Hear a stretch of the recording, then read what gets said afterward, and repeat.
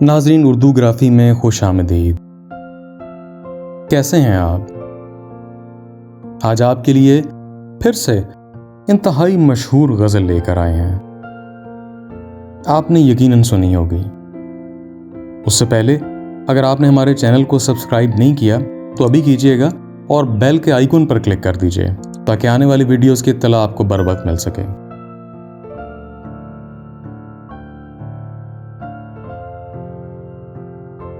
मोहब्बत करने वाले कम न होंगे तेरी महफिल में, लेकिन हम न होंगे।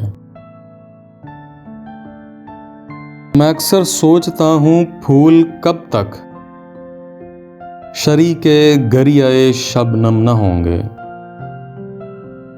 जरा देर आशना चश्मे करम है, सितम ही इश्क में पैहम न होंगे।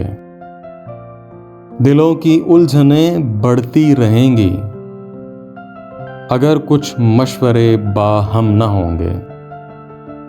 ज़माने भर के गम या एक तेरा गम, ये गम होगा तो कितने गम न होंगे। कहूँ बेदर्द क्यों अहले जहां को, वो मेरे हाल से महरम न होंगे। अगर तू इत्तफाकन मिल भी जाए, तेरी फुरकत के सदमे कम न होंगे। हफीज इनसे मैं जितना बदगुमा हूं, वो मुझसे इस कदर बरहम न होंगे। मोहब्बत करने वाले कम न होंगे तेरी महफिल में, लेकिन हम न होंगे। तो कैसी लगी है आपको ये गज़ल?